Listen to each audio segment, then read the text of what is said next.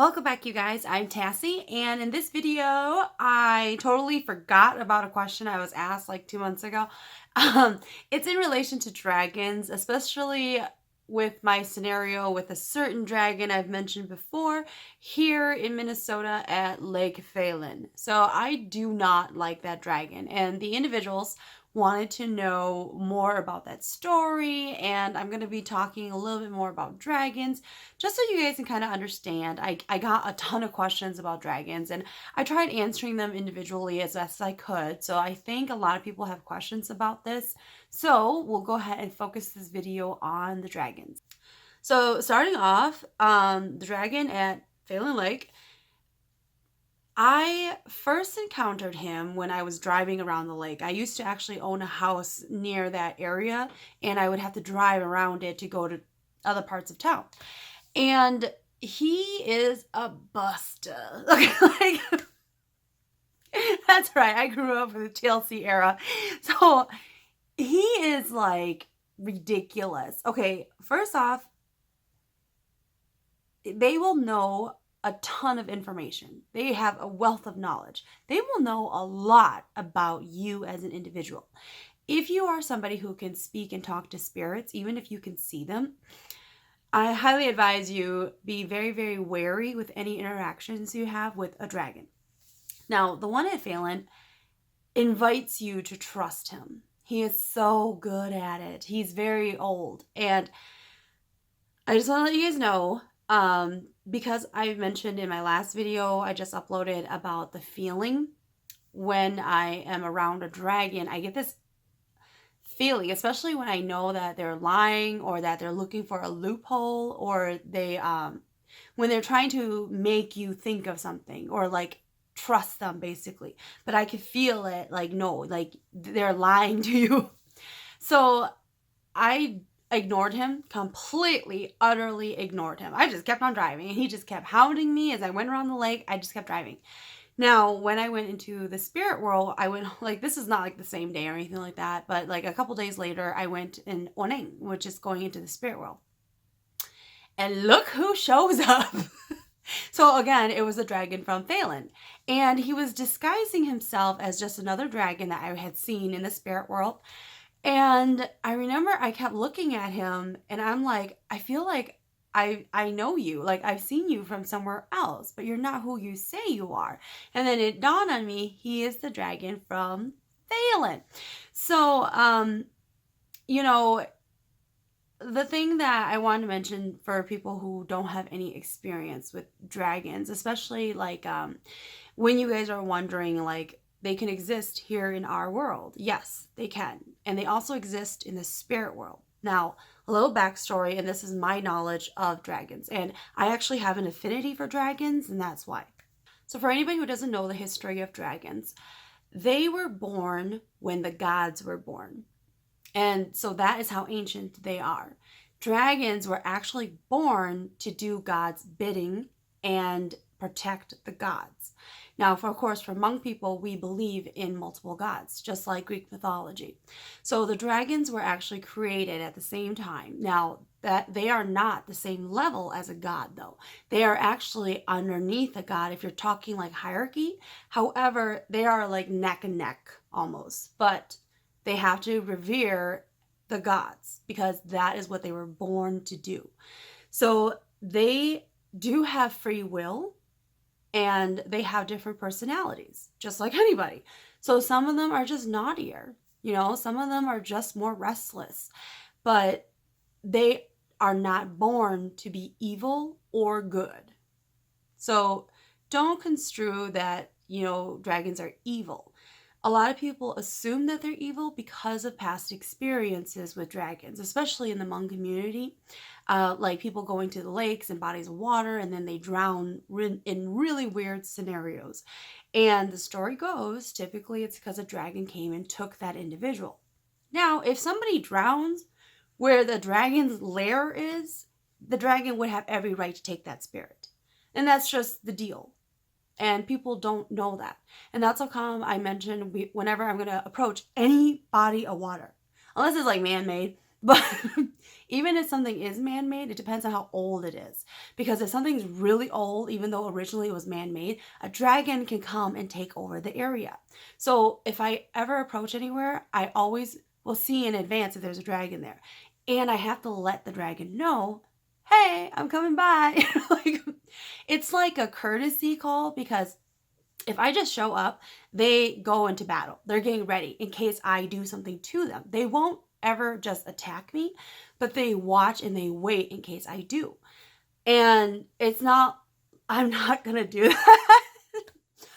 I could. Okay, theoretically, yes, I could, but I wouldn't, just in general, because I don't care. Like, but as a courtesy call, I always notify them I'm coming, what I'm planning on doing, what my intent is while I'm there, and that's it. And if I get a fish, I have to ask for the fish. They don't just give it to me, you guys.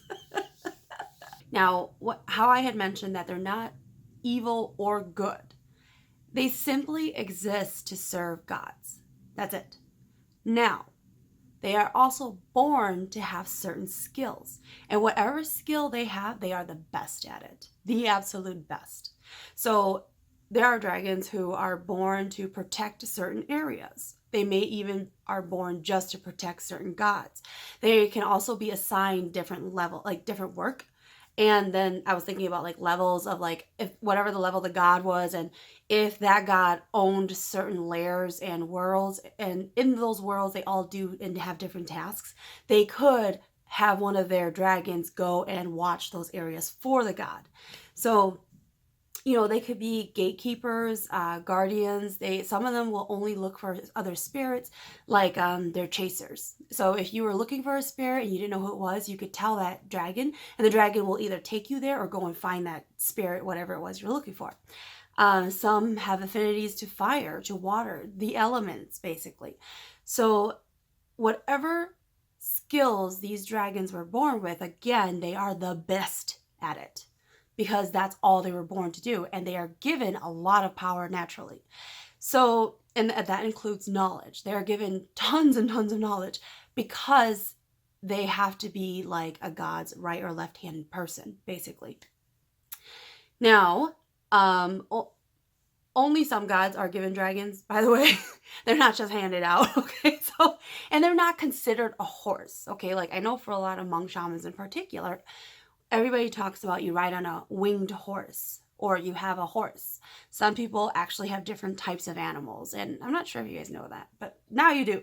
So shamans, when they enter the spirit world, they will have different animals. They're not all going to be a winged horse, okay? So, but they're not dragons, even though, yes, some of them you can ride on and travel with and everything. They are not meant to be seen as a form of transportation, like it's a horse. Like that's more like low, like that's kind of low to say that about a dragon, because yes, you could ride on one, but that dragon you're riding, typically it's actually something that is, you're either born and that dragon was assigned to you and given to you, or a god gave it to you and you are doing a certain task, and that's why you would have that. So it it depends. So don't think if you're a shaman, you're going to go into the spirit world and you're just going to ride on dragons, okay? So that is going to also really depend on the individual, if that is something given to them. Now, most dragons, and I'm trying to think about this carefully before I say it. Yes, all dragons, okay? All dragons have the ability to kill and destroy. They just do. However, there are some who are born specifically just to kill and destroy. So again, they're going to be the best at it, if that is their skill set. So those are more of like the protectors of gods. They have no mercy. So keep that in mind. And I can't remember if I talked about it. So as I was mentioning about like good or bad, because some people automatically assume they're kind of bad, they're actually not. And you can't ever punish the dragon and say that it's because they're bad. Yeah, they could be naughty, but dragons are so ridiculously smart. They know exactly what they're doing at all times, and they know exactly how to cover their own tracks. So if the dragon did take somebody from the water, they can't be punished. because that person was in their land, their area. They have full control of that area. So they could argue that this person was doing things and they weren't supposed to, and they decided to take them and kill them. The heavens will forgive them. It's completely forgivable because the heavens know when they created the dragons, they are not good or evil. They simply exist to do their own work. But they have free will. So they can choose to do things. And they can get away with murder. So, because they're not evil. They're not evil creatures. They don't have that in them. But they could be naughty. And if they just like something, like if somebody had a really specific spirit, something just totally fell from my window. But if they have a certain light or a spirit and the dragon was really attracted to it, the dragon could just take it. So, keep that in mind whenever you're trying to like do a deal or anything like that. If it all goes down, they're not going to get punished for it. So, yes, dragons, they can exist in different planes of existence. In the heavens, in the spirit world. And in the spirit world, you can go to different planes of existence too. You can come to our world here. You can go into the afterlife. You can go to the future. You can go to different worlds that do different tasks. Like this world is all meant for people being reincarnated. And then in that world, there's a bunch of other tasks around it, like different things that you could do in there. And it's basically lining up people to get them to the reincarnation.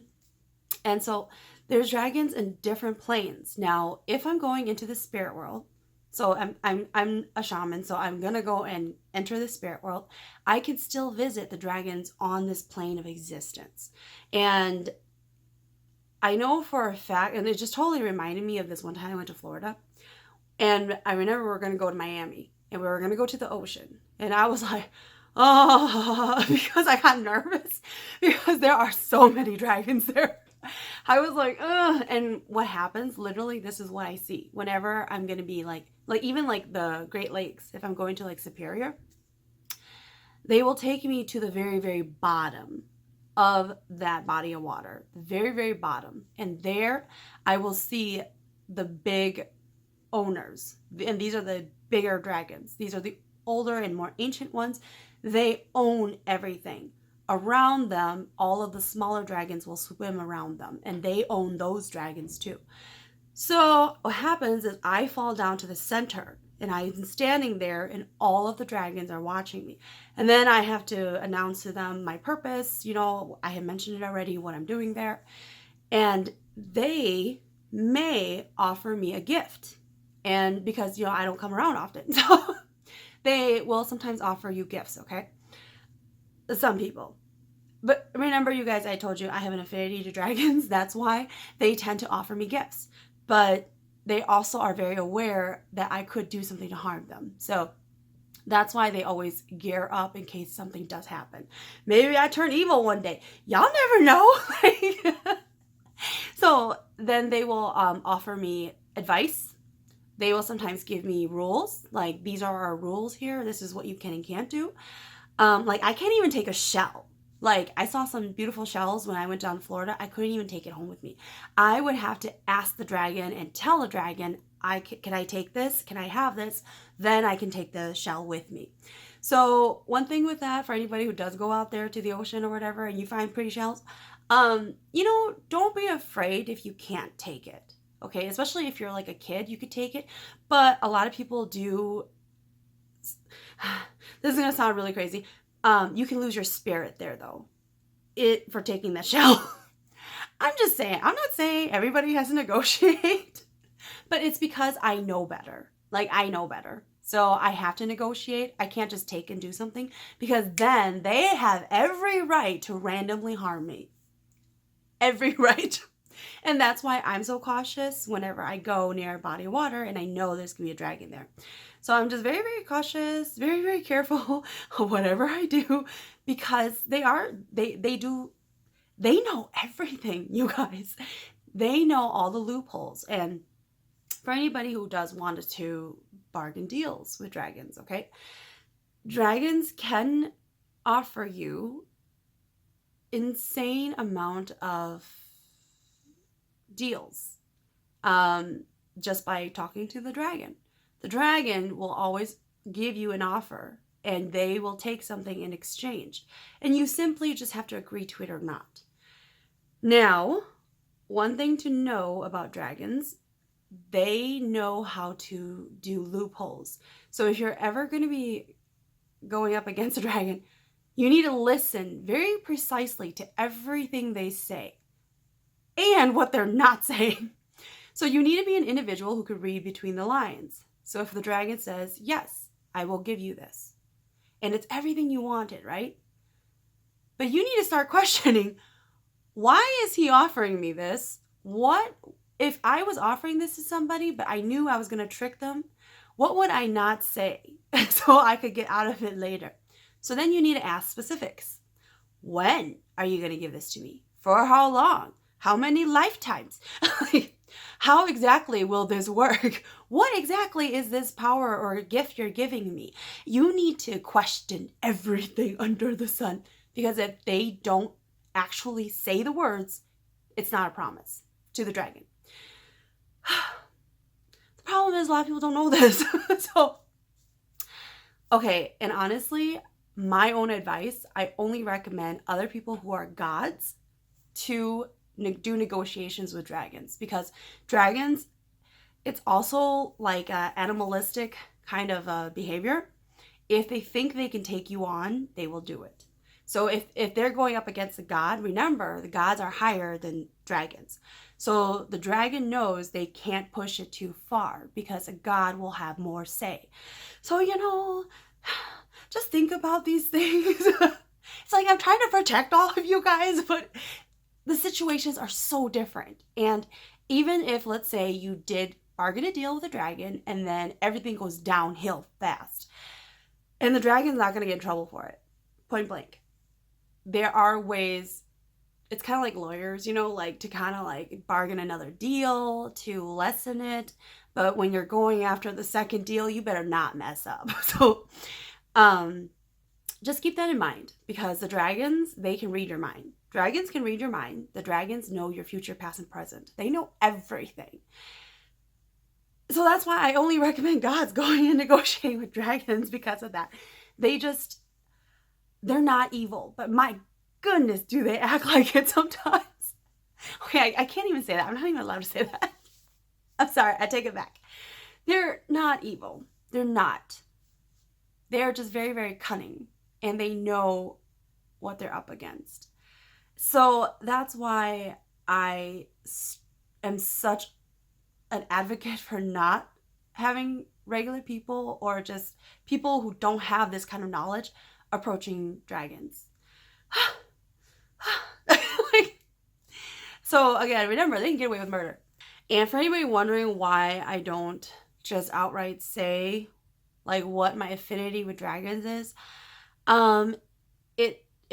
it's something very personal to me, and I don't want people, because I always talk about how I don't like to talk about the levels of shamans, because it makes people feel bad if they are not considered a higher level shaman. And I don't like to, I'm not, look at me. I don't even want to go into what my affinity with them is, because people will then kind of understand who I am and everything like that in the spirit world. And, I just I'm not comfortable talking about it, if you can't tell, because I don't want people to like, get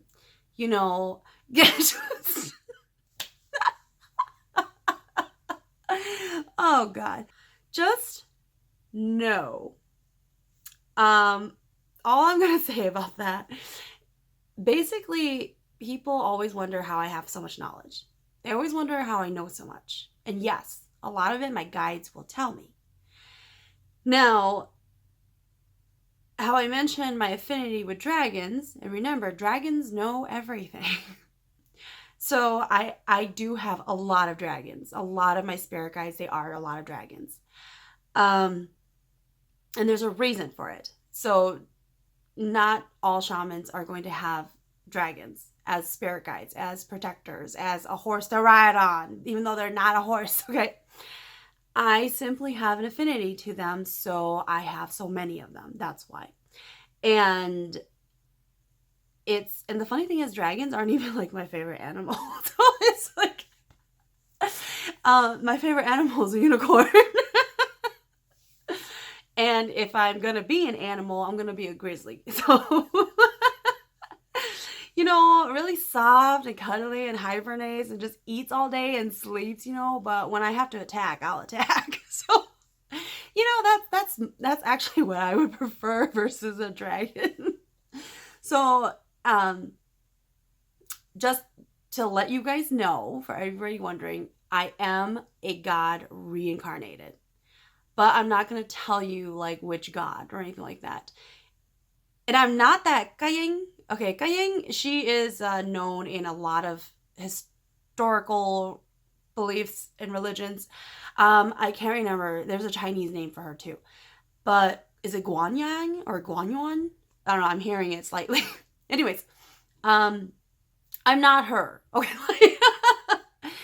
I have had people ask, but I'm not her. No. She is so pure. Like, I'm too sarcastic for that. And plus, I have the killing side in me. So, no. And I'm not motherly at all the way she is. So, it's probably my manliness. All right. I hope this was a good episode for you guys. So next time I'm going to go through more questions off of my email. And if you guys have any questions for me, just feel free to email me. Don't ask me like specific questions like, how is my shaman journey going to be? Will I find my teacher? Don't ask like very specific questions like that, because I don't have a shrine for you guys to properly come and ask my spirit guides for assistance. So don't ask me those type of questions, because I'm no longer a practicing shaman. So I can't give you guys those answers anyways. I could, but it would be a disservice to my guides. That's why. Because anything that's asked, they will pretty much always tell me. But I can't always relay the message. So just remember that. Of course, regular questions that you might have, like general questions, feel free to email me and then we will get to them. Thanks for watching, you guys, and stay warm. In Minnesota today, oh my god, it was so cold. My thighs were frozen because I only wear leggings because I don't like to wear pants. So it was like negative 27 degrees this morning and my car died. It just won't start. So I don't know. Thanks for watching, you guys.